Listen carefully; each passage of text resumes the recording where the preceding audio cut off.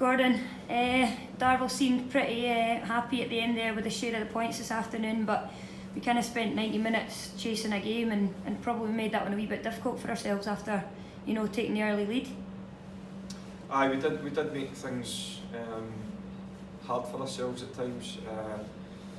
We touched on that at half time, just a couple of real sloppy goals from our point of view in terms of what we've been doing recently, with the clean sheets the last couple of weeks. So we spoke about that at half time, and I've just spoke to the mayor about the second half was kind of the opposite. It wasn't really on the ball, it was more what we did with the ball. Our use of the ball wasn't at our best in the second half, and we ended up with a point. Just speaking to Drew there, and he's hit the nail on the head. Obviously, first half performance clinical. Obviously, Gary and Squib get your 2 goals in the first half, but then second half we couldn't really seem to find the 18-yard box. Aye, the second half was a wee bit. We kind of nullified each other, I felt, and then the longer it went, you could sort of see we were settling for a point. And it was hard to get in behind them, but aye, no, you're right. It was first half. We did look quite dangerous. We got down the sides of them a couple of times. 2 good goals. One for a set play, and obviously Squib's finish was excellent. And you're right. Second half we just didn't look as threatening. And when we did get in threatening areas, it was we chose the wrong decision. Or we either ran with it or held on to it, or whatever it was. But we just didn't choose the right choice.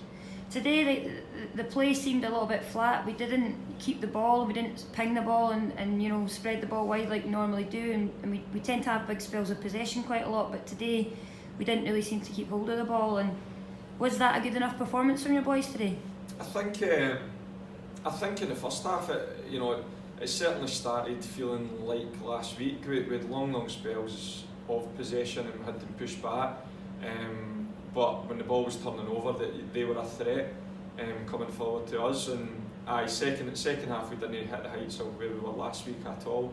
So I thought first half was actually not bad on the ball. We were, in terms of the possession side, and we got the goals off the ball wasn't great. And like I say, it was role reversal in the second half.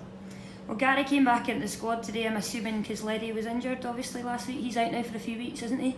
Aye, Leddy will be out for a few weeks now. So Gary came back in and within the first probably 10 minutes of the game scored a great header at the back post, and then I think Squib got his first goal. Was that his first goal for Rossville?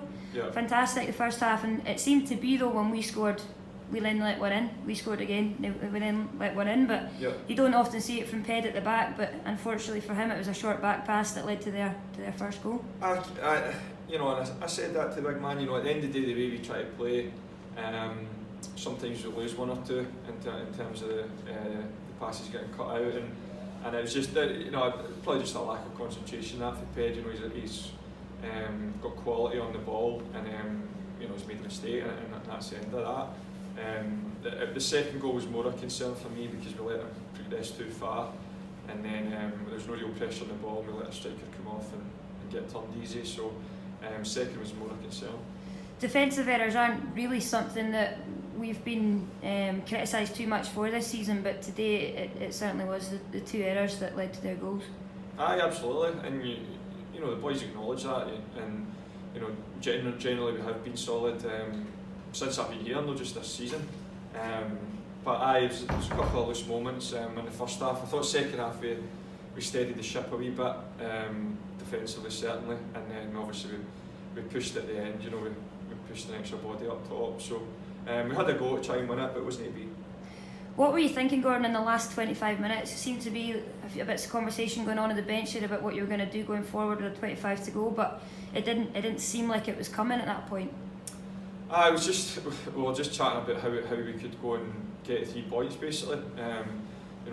Especially in the home games, I never play for a draw. So it was how can we basically influence the game to try and get 3 points. So we wanted to leave it to push for the last 10-15, and we did that. And I say we got a wee bit impetus with it. We got a wee threat up top, but I say it wasn't to be. So at the end of the game, Darvel were clearly happy. They were celebrating, fans were celebrating, the players were celebrating with the point. But did you expect to take all 3 today and win that? I never expect to win any game, to be honest with you.